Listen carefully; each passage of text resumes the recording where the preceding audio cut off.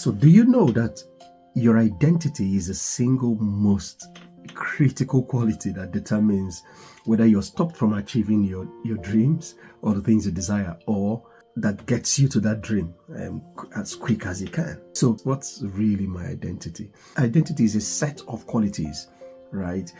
Personalities, your physical appearance, your beliefs, that kind of define the person, right?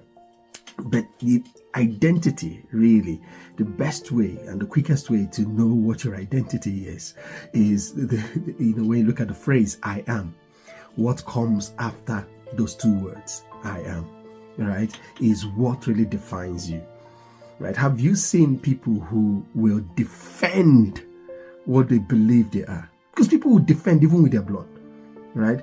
I am not that kind of person. I am not an extrovert. I am an introvert. I am not like that. You just sit back and watch people tell you who they believe they are. That's really, and then one other way is when people are under pressure. They have been boxed into a corner and they say to themselves, I am not this or that. And the funny thing about identity and what comes after the two words I am, is for most people is the word not, right? So most people define themselves negatively. So I am not something, right? So check it, right? So one of the fastest ways to actually identify what is stopping you is by watching what you always put behind the two words I am, right? Have you seen people who are full educated? They've got PhDs, but you hear them say, I am not enough. Yeah. Because inherently, it doesn't matter that they've gotten the best certificates in life. What is playing in their mind about who they believe they are is who they will always be. So no matter how much they do externally, who they have told themselves and convinced themselves they are is the result they will always produce. But the funny thing? It's not true.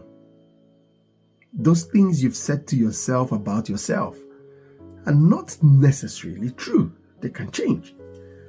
These are things that we have through people of authority in our lives. So teachers, parents, or mentors have told us certain things about ourselves, and we have just believed that we are that thing. But the reality is you can switch from that. And so what I would just say to you today is not meant to be a very long video. What I would just say to you really to do from today is to watch what you say after the two words, I am. Because you become that thing. And so when you say, I am not enough, it then means that you are now pushing yourself away from being enough. I am not an introvert. Okay, so what? Do you know introverts that talk? Yes. Or I am an introvert. But then you're not saying it from a place of positivity, of strength. You're saying it that the reason why you do not express yourself well is because you believe you're an introvert. But who says introverts are not clear when they talk or can't articulate themselves well? Who said that? Because there are many introverts who can express themselves properly.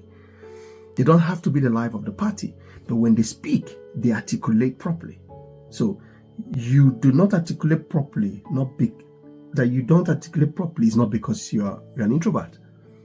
So be aware, become aware of the things you say about yourself. If you have one form of disadvantage or disability or things like that, you can find on the planet people who have those same situations or even worse situations, and they are doing exceedingly well. I was on an event the other day, and someone who was shot when he was a teenager and couldn't walk anymore, so he lost his ability to use his limbs, right, had a turnaround in his life. And this guy now owns a business. So he owns a landscaping business on a wheelchair. And then he also jumps onto the mobile lawnmower to help landscape and lawn people's cut the grasses on people's lawns with his. Have you seen that guy? I forget his name now. Who has no hands? Literally has no legs, right? And then he's an inspirational speaker, right? Teaching people sales, teaching people on personal development. So are you worse than that? Right? So don't defend what you have not yet achieved. That you've not achieved those goals is not because of something that you are that stopped permanently. You can change that. If you cannot speak well in public, take speaking classes. If you cannot write properly, take lessons to write. If you feel awkward speaking in front of a camera, then start doing it on your own, in your room, in your house. Like I'm doing now, I'm in front of my phone. Get used to hearing your voice. If you cannot run a mile, start with running a quarter of a mile. In a few months, you get to running a mile. I couldn't believe, do you know, I told myself for many years, and I started to get serious about exercising and my fitness in 2016, right? And for many years, I always thought I'm not the kind of guy that goes to a gym. I'm not the kind of person that actually exercises. I don't know why I told myself that. But now, no day passes without me doing some sort of an exercise for at least 30 minutes, in fact 45 minutes. It's gone up to 45 minutes now. And so I see myself now as someone who can go around doing exercises. But I had stopped myself by telling myself I'm not the kind of guy that does. Who even told me that? Who convinced me?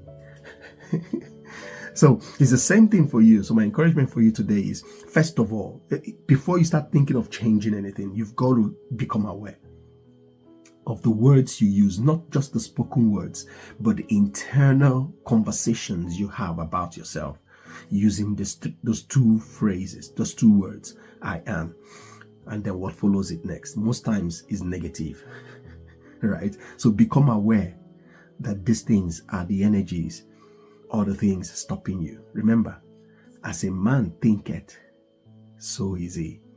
So make sure that what you believe you are is what you're trying to become.